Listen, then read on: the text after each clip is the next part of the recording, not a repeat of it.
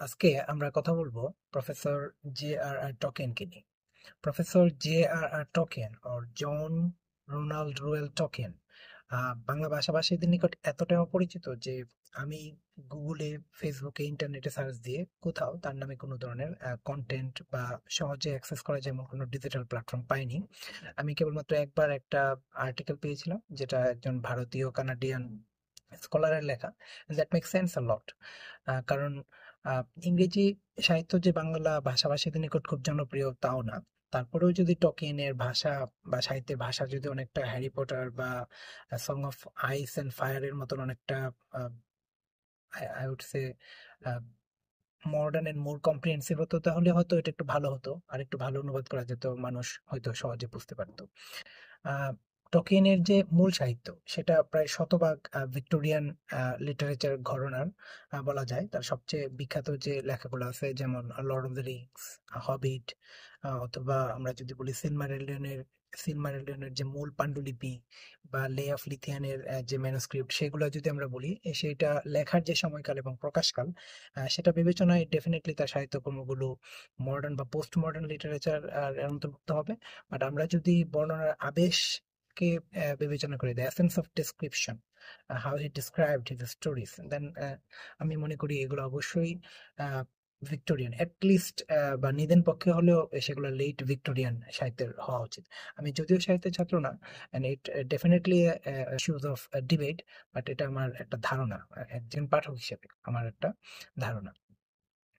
টকিয়ান ব্যক্তিগতভাবে দীর্ঘ বর্ণনায়, যেটাকে ইংরেজিতে বলে লং নেরেটিভস, দীর্ঘ বর্ণনায় লিখতে পছন্দ করতেন। তার যে লেখা সেখানে আহ, প্রাচীন যে ইংরেজি শব্দ, যেটাকে আমরা বলি আর্কাইক ওয়ার্ডস, সেটার ব্যবহার বেশি পাওয়া যায়।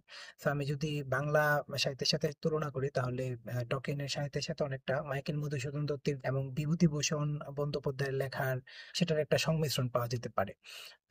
আরেকটা বড় সমস্যা ছিল টকিনের গল্পের বিশালতা। এই একটা কারণে টোকিয়ান তার জীবদ্দশায় অধিকাংশ বই প্রকাশ করে যেতে পারেননি। আমি উদাহরণ হিসেবে বলি, যেমন টোকিয়ান প্রায় 7 বছর সময় নিয়ে একটা কবিতা লিখেছিলেন, সেটা হচ্ছে লে অফ লিথিয়ান। প্রায় 4200 লাইনের সেই কবিতাটি তিনি তার জীবদ্দশায় প্রকাশ করতে পারেননি। আর একটা উদাহরণ দিতে পারি যে টোকিয়ানের শ্রেষ্ঠ সাহিত্যকর্ম যেটা বলা হয় সিলমারিলিয়ন, সেটা তিনি প্রায় 17 বছর ধরে লিখেছেন, কিন্তু তিনি সেটা প্রকাশ করতে পারেননি। ও লে অফ লিথিয়ান পরবর্তীতে তার ছেলে ব্যারেন অ্যান্ড লুথিয়ান নামে বই আকারে প্রকাশ করে। এবং এই এই এই কবিতার বইটা অনেকটা মেঘনাদ বধ কাব্যের মতো, মাইকেল মধুসূদন দত্তের প্রোজ পোয়েম যেটাকে বলে, গীতিকাব্যের মতো। ওকিয়ানের শ্রেষ্ঠ সাহিত্যকর্ম হচ্ছে সিলমারিলিয়ন, লং নেরেটিভস অ্যান্ড প্রিসাইজ ডিসক্রিপশন। এইটা হচ্ছে বইটার বৈশিষ্ট্য। এবং এই কারণে আমি সাধারণত কখনোই কোনো পাঠককে প্রথমে এই বইটি দিয়ে স্টার্ট করতে বলবো না। বাট এটাই টোকেনের শ্রেষ্ঠ সাহিত্যকর্ম। বইটি পড়ার সময় মনে হবে বিভূতিভূষণের পথের পাঁচালী পড়তেছি। বর্তমানে পৃথিবীতে টকিনিস্ট বলতে যা কিছু বোঝানো হয়, তার সব মূল ভিত্তি হচ্ছে এই সিলমারিলিয়ন বইটি।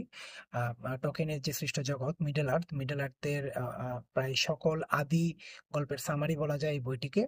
এবং এই বইয়ের অধিকাংশ ঘটনা বা বর্ণনায় পরবর্তীতে আলাদা আলাদা বই আকারে প্রকাশিত হয়।